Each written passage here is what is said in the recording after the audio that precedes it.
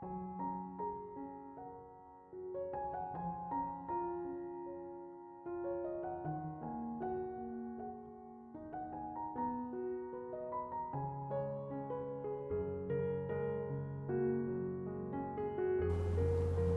Ibu, saudara-saudari, adik-adik kaum muda yang terkasih, apa kabar?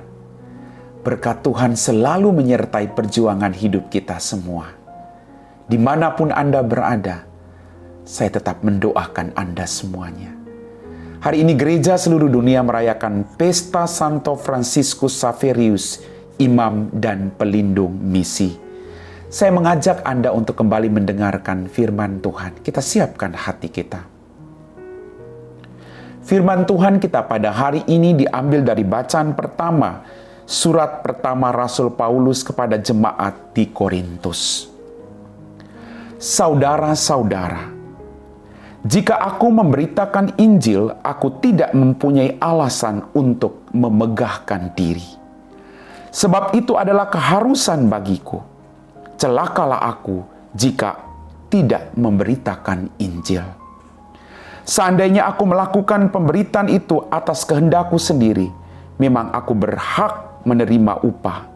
Tetapi karena aku melakukannya bukan atas kehendakku sendiri, pemberitaan itu merupakan tugas yang ditanggungkan Allah kepadaku. Kalau demikian, apakah upahku? Upahku ialah bahwa aku boleh memberitakan Injil tanpa imbalan, dan bahwa aku tidak menuntut hakku sebagai pemberita Injil. Sesungguhnya, aku bukan hamba siapapun. Meskipun begitu, aku menjadikan diriku hamba semua orang, supaya aku boleh memenangkan sebanyak mungkin orang. Bagi orang-orang lemah, aku menjadi seperti orang yang lemah, supaya aku dapat menyelamatkan mereka yang lemah. Bagi semua orang aku telah menjadi segala-galanya, supaya sedapat mungkin aku memenangkan beberapa orang dari antara mereka. Segala sesuatu ini aku lakukan karena Injil, supaya aku mendapat bagian di dalamnya. Demikianlah sabda Tuhan. Bapak, Ibu, saudara-saudari, adik-adik kaum muda yang terkasih, bacaan Injil, bacaan pertama surat Rasul Paulus kepada jemaat di Korintus hari ini sungguh luar biasa meneguhkan iman saya dan Anda tentunya. Dalam bacaan tadi dikatakan, jika aku memberitakan Injil, aku tidak mempunyai alasan untuk memegahkan diri. Kenapa demikian? Karena bagi Paulus, mewartakan Injil tidak dapat ditawar-tawar atau tawar-menawar. Karena merupakan kehendak Allah, maka tidak ada untuk sesuatu pun untuk memegahkan diri. Segala yang kita miliki dalam pewartaan itu merupakan berkat kuasa Roh Kudus yang diberikan Allah kepada kita. Maka dituntut dari seorang pewarta Injil adalah kerendahan hati untuk bisa melakukan firman itu dalam kehidupan kita. Sekali lagi, pemberitaan Injil itu harus kita lakukan dan tidak perlu untuk memegahkan diri, karena itu adalah kuasa Allah yang memampukan kita untuk melakukannya.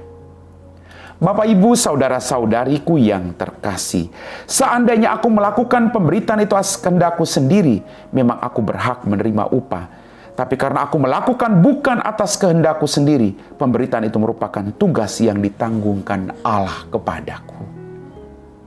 Kita semua diberi tanggung jawab oleh Allah.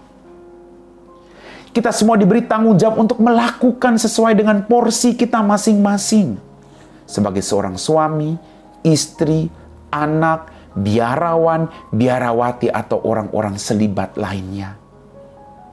Kita diberi porsi oleh Allah. Maka tugas kita jangan pernah berhenti untuk terus mewartakan kerajaan Allah dalam kehidupan kita masing-masing. Kemudian dikatakan oleh Paulus, kalau demikian apakah upahku dalam pewartaan Injil itu? Dikatakan secara jelas, Bapak Ibu, upahku ialah bahwa aku boleh memberitakan Injil tanpa imbalan dan bahwa aku tidak menuntut hakku sebagai pemberita Injil.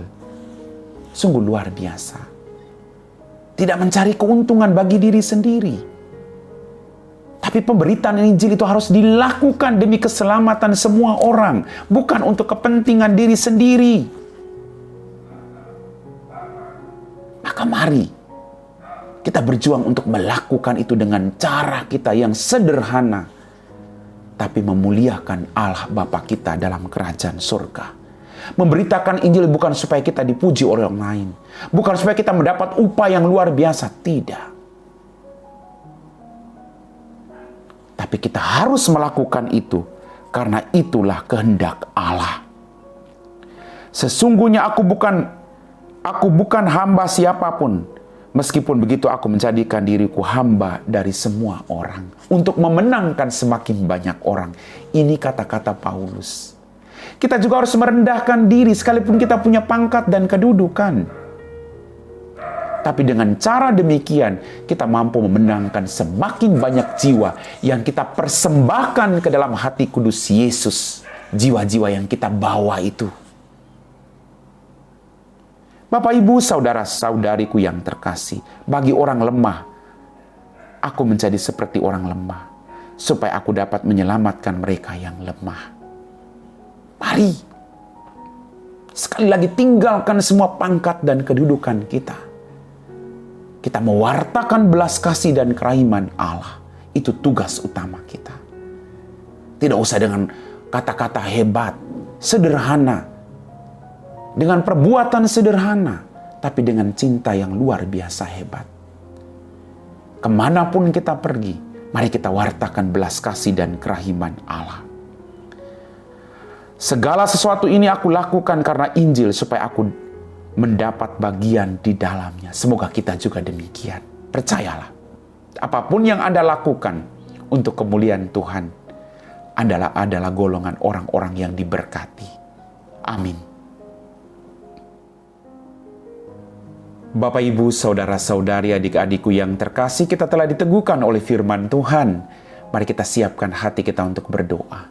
Dalam nama Bapa dan Putra dan Roh Kudus. Amin.